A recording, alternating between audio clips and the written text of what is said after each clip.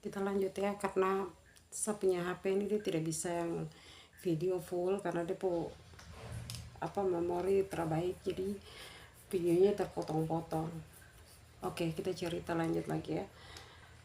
Jadi setelah saya punya adik ini meninggal, saya benar-benar yang trauma dengan mobil ambulans, rumah sakit, kamar mayat. Itu benar-benar yang bikin saya tuh, kalau ini tuh pasti saya nangis, pasti nangis.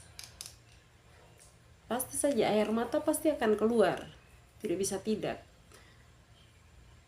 Itu pasti akan keluar karena saya akan mengingat bagaimana saya yang tidak pernah masuk di situ, akhirnya saya masuk duduk di dalam mobil ambulans karena saya punya adik yang paling saya sayang, paling luar biasa. Oh Tuhan Yesus, itu pasti saya akan nangis, tidak bisa tidak. Bahkan di cerita ini pun sama mata sudah berkaca-kaca karena benar-benar itu saya rasa kehilangan yang luar biasa. Punya yang ini saya punya sama-sama, saya punya darah daging, beda cerita dengan, maksudnya tidak terlalu saya merasakan kehilangan yang luar biasa sampai itu. Kalau untuk saya punya oma, opa, saya punya om, tapi kalau untuk saya punya adik luar biasa. Sampai sekarang pun saya masih menangis karena kayak tidak percaya begitu. Kamu tahu, jadi sebelum saya punya adik meninggal ini, dia punya kelakuan itu memang sudah sangat beda dari, saya sudah lihat bedanya itu sudah dari 3 atau 4 tahun itu sudah lihat, memang dia beda sekali. Dia suka lebih banyak diam, padahal waktu kecil itu orangnya ceria begitu.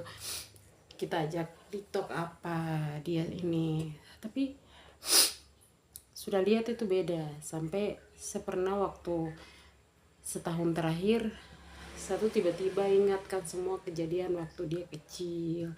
Tiba-tiba tuh semua ini dalam otak, putar dalam otak. Terus saya yang dapat mimpi, tapi bukan mimpinya dia, mimpinya tuh mama, macam rumah terbakar. Saya mimpi rumah, kita punya rumah terbakar. Saya mimpi itu, saya mimpi mama sakit terus meninggal. Saya mimpi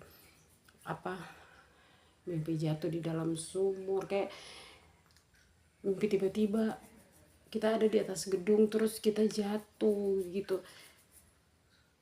Itu mimpi-mimpi kayak begitu tuh kayak berulang-ulang situ selama 1 tahun terakhir. Itu mimpi itu terus, tapi saya tidak pernah cerita ke mama. Saya diam, saya cuma cerita ke saya punya anak-anak. Kadang-kadang saya cerita ke dorang tentang satu mimpi. Bahkan beberapa minggu terakhir itu saya sempat karena terputar terus, tak ingat-ingat terus kejadian waktu dia kecil, dia waktu mau lahir, dia sakit, masuk rumah sakit. Itu semua saya cerita-ceritakan sama dia kan, sama almarhum. Terus saya bilang begini, saya selalu membayangkan saat saya nonton ada video yang ada orang adik kakak yang sampai sudah oma opa, terus dumpu anak cucu kasih datang, kasih ketemu Dora, terus jalan bongkok-bongkok, terus jalan datang baku dapa. Jadi akhirnya di situ saya bercanda kan sama almarhum kan, saya bercanda, saya bilang begini,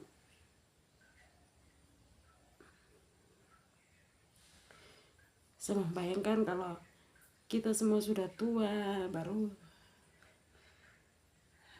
saya datang, saya lihat siapa adik laki-laki dong sudah gigi sudah tidak ada, sudah ompong, baru datang ketemu saya, datang lihat dari jauh, ketorong baku lihat, ketemu ketawa-ketawa. Saya bilang gitu sama almarhum, tapi almarhum itu macam tidak ketawa, padahal saya punya anak dorong ketawa karena saya bilang kan gigi sompong. Mama punya gigi sompong, baru ayaken pu gigi sompong, baru begini kita baku dapa, kita baku lihat, kita baku ketawa karena gigi sompong-ompong, padahal dulu kecil-kecil masih ada gigi. Saya bilang begitu kan, tapi saya punya adik laki-laki, dia diam, dia tidak ketawa apa, tidak lucu apa begitu, dia tidak sama sekali. Terus pernah satu kejadian, dia antar saya untuk mau pergi ya, bawa lamaran kan. Di situ saya mengantuk parah sekali, mengantuknya sangat luar biasa. Akhirnya ada laki-laki bilang, Dia bilang saya almarhum, dia bilang Senin tidur sudah, dia panggil saya kan Senin tak. Dia bilang Senin tidur sudah, tidak apa-apa peluk saya, nanti saya bayar peluk saya saja. Pas di jembatan itu yang dia punya dalam itu, kalau kau jatuh di dalam sudah kau selamat malam. Tiba-tiba pas di situ tuh dia mengantuk parah sekali dia. Hampir sedikit kita dua masuk ban motor tinggal ini jalan raya jembatan ini, dia punya jembatan, punya apa, punya pagar itu bagian sini terus bagian sini kosong kan. Ban motor setengah sudah begini. Aduh Tuhan. Sebenarnya mungkin hari itu kalau ada laki-laki dia tidak tiba-tiba sadar, dia tidak tiba-tiba buka dia punya mata, mungkin kita dosa lewat. Tapi dia langsung buka mata, dia rem, saya juga langsung kaget, saya sadar di situ. Saya bilang saya bawa, sudah dibilang tidak apa-apa, ini tadi saya tiba-tiba mengantuk pas di situ. Akhirnya sudah tetap jalan lanjut, saya bilang berdoa dulu baru kita jalan. Itu jadi begitu. Saya tidak tahu ya, tapi kalau sama almarhum ini kayak gitu. Terus sebelum almarhum meninggal itu sekitar sebulan sebelumnya saya sakit kan, sampai saya waktu itu kayak bagaimana nih, saya malah mau lompat dari atas kan, ketong rumah tuh kan loteng tuh, di atas ada satu ini lantai lagi di atas. Nah, sekitar jam 6 atau jam 5 atau jam 7 satu mau lompat dari atas. Saya mau lompat dari atas, saya punya anak belum tahan saya, terus saya punya nona yang langsung dia berdoa saya, baru saya tanya dulu, mama kenapa? Dia bilang tidak tahu mama tadi kenapa mama mau lompat dari atas turun. Jadi kita dua berdoa mama. Sekarang perempuan dia bilang begitu.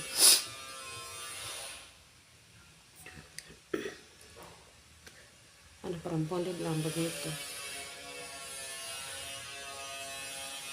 Nah terus saya punya adik laki-laki ini, almarhum ini juga, entah kenapa pas saya punya ulang tahun bulan Maret itu kan, itu pertama kali sekali dia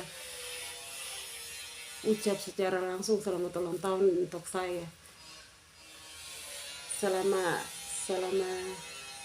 dia punya hidup dia tidak pernah, maksudnya yang kayak kita ini begitu, karena kita kan ya orang pas-pas, kita ini hidup pas-pas. Jadi kadang kalau ada berkat, ada lebih, baru orang tua bikin katorong punya ulang tahun. Tapi kalau biasanya makan-makan apa itu sudah pasti setiap saat. Tapi kalau untuk kue apa-apa itu kadang-kadang kalau ada berkat lebih, baru kita orang punya mama bikin kue baru kita makan. Tapi hari itu tuh saya punya ulang tahun itu, saya sengaja kan, saya tidak mau melo-melo, jadi saya pulang dari kampus itu saya bikin lama baru pulang. Ternyata tidak, saya ada laki-laki dia bawa datang kue, dia ucap selamat ulang tahun untuk saya.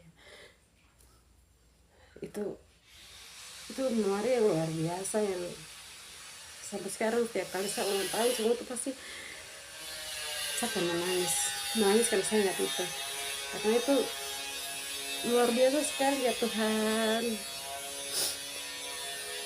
Bahkan kalau ini sampai sekarang masih menangis kalau ingat-ingat itu, apalagi kalau setiap kali pulang tahun, setiap bulan September akan ingat itu, karena ya luar biasa almarhum dia. Saya punya anak-anak waktu saya stres dengan saya punya kehidupan dengan anak-anak bapak, ya dia itu yang selalu ada. Dia yang antara anak-anak pergi ketemu dia bapak. Akhirnya anak-anak bapak tuh paling sangat segan dengan dia, walaupun ya dia punya usia ya, tapi anak-anak bapak paling segan sekali dengan dia. Dia mau, anak-anak bapak mau pukul saya saja, Tapi kalau lihat dia langsung jantan terberani langsung kayak nyali pecek langsung. Dia tidak berani. Karena itu ada laki-laki tuh dia pendiam tapi entah kenapa dia punya aura itu sangat luar biasa. Bikin orang segan sama dia. Dia saja. Seperti laki-laki sayang. Dia tidak pernah kasar keras dengan orang, tidak pernah. Dia tuh orangnya kalau bisa bicara lembut-lembut ya udah bicara lembut baik. Untuk saudara perempuan saja. Dia tidak yang ini. Saya akui dia sekali tuh. Tapi setelah dia pergi, sudah anak-anak bapak dia mulai berani, dia pergi bawa perempuan sampai ya udahlah. Jadi itu sama cerita itu karena saya tidak tahu kenapa, tapi saya lihat dari, saya pikir-pikir, saya lihat, saya ingat dari kejadian saya punya opa meninggal sampai saya